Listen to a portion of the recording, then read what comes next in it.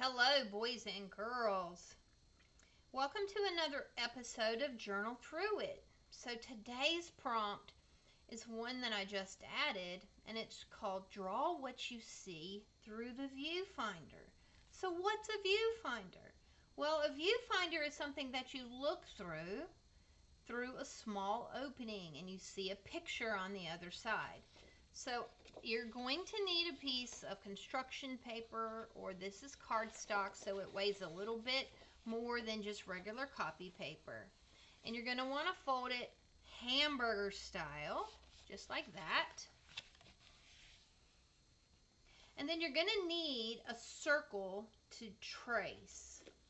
You could freehand it if you want, but I'm just going to draw. I'm going to get a lid off of a jar. And I'm going to trace around the lid, just like that. Fill in the hole. Now, I need to cut this out. So what do we know? How do we cut a circle out and it not ruin our frame? Well, here's what we do. And if you need help with scissors, make sure to ask your parent or guardian, who's ever with you, maybe your older sibling, to help you do the cutting if you need some help. So I'm simply going to go around the circle,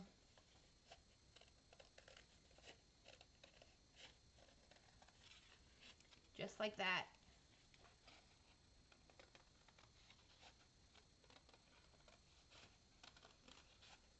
And I'm going slow because I don't want to cut all the way through. So I now have a viewfinder, but it looks like it's broken, right? Well, it's really not. All we need to do now is go back and we need to tape it. So you're going to need some tape, some scotch tape, some masking tape, just any kind of tape.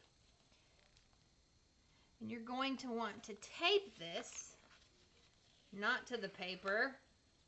There we go. Turn it upside down, loop that tape around a couple of times and make sure that that seam is good and solid. And now, guess what? We have a viewfinder. Looking through this hole, what do you notice? You notice that there's a circle right here, and it looks like a sphere. A circle is flat. It's a shape. It's two-dimensional. But a sphere is three-dimensional because it has form, meaning height, width, and length. So that's a math term, I know, but it's something that I wanted to share with you because I think it's really interesting. This is an optical illusion where it looks like there's this sphere over the top. Now, you see that because I have a spotlight right up here, and it's shining a light. But what you could do is, if you have a camera or a flashlight above, you could actually go and you could use your pencil and you can shade in. Where it's really dark, you get darker, and where it's lighter, it gets lighter. And really right in here, there's like no pencil marks at all. It's a subtle gradient shift to draw a ball. But I don't want to just draw a ball today. I want to actually use my viewfinder and look through it. So I'm going to hold it up, and right here I've got these two little objects. You could choose some toys. You could choose lots of different things. You could go outside and hold your viewfinder over the grass, and you could draw what you see in the grass. Maybe there's things that live in the grass, and you could draw tiny ants in their grass home. You can use your viewfinder to look at all the different things. Now I'm holding it upright because I'm looking straight through it, but I could hold it right over the top, just like that.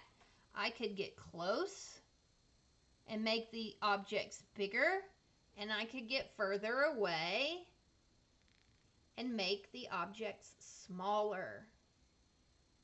If you have a friend at home or a family member that has a phone or a camera, you can also take a photograph through your viewfinder and use that photograph as your inspiration to draw from. So I'm going to use my viewfinder and I'm going to look through it here, and I'm going to draw what I see here.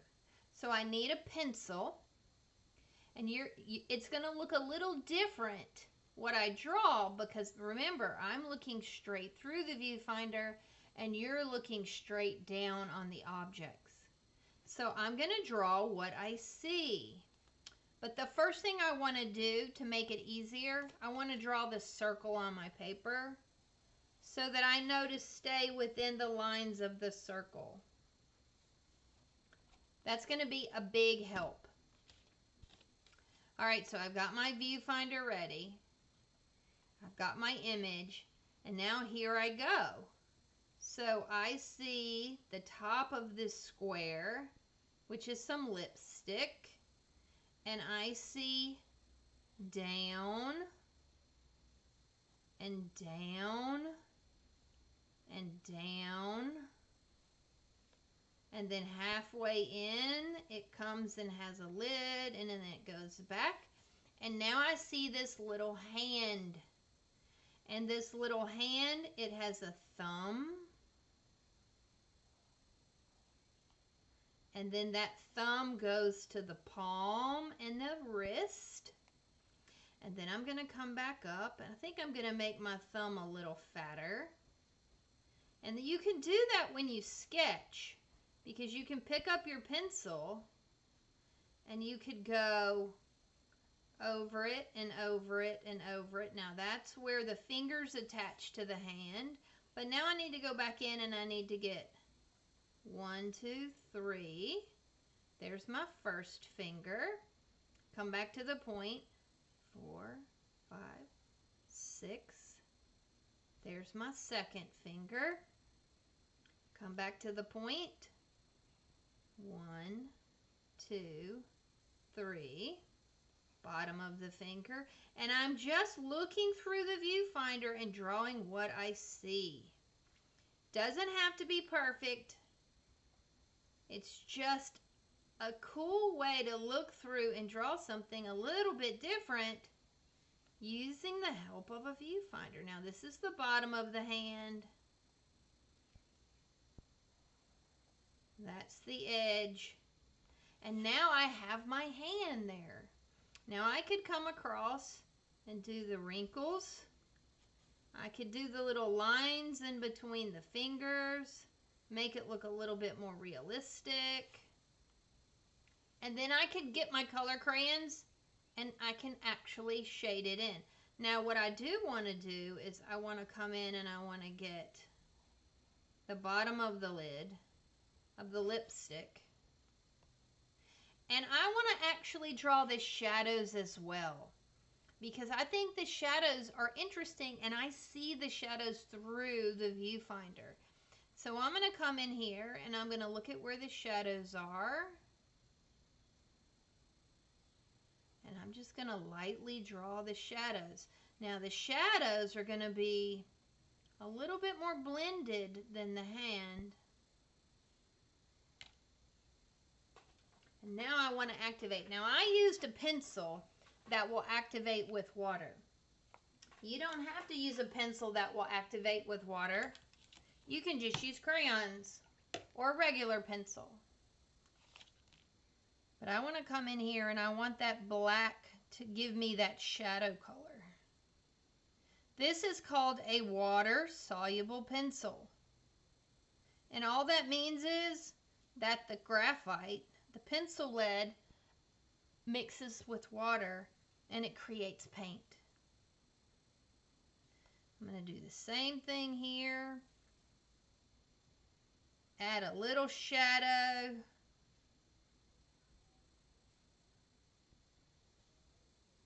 Just like that. Maybe a little shadow there in the crease. And it's starting to look more like what I see. I know that there's a shadow here. And I know on this side of the hand, it's darker because the light is not hitting it. Same thing with this object. I can come in and I can decide, all right, what's the darkest side? Well, the darkest side is facing me through the viewfinder.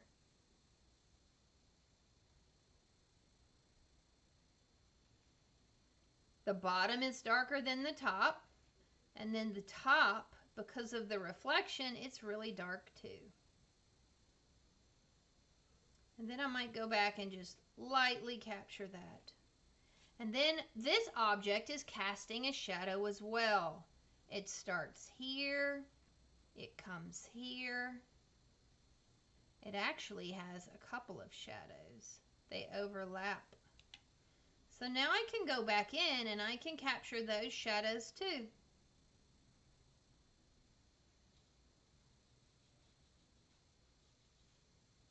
And I have drawn through what I've seen through my viewfinder.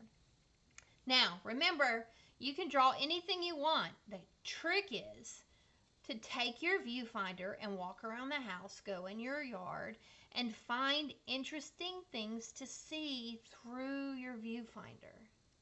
And when you get something really interesting, have a clipboard, have a piece of paper, have some crayons and pencils, and see if you can draw what you see.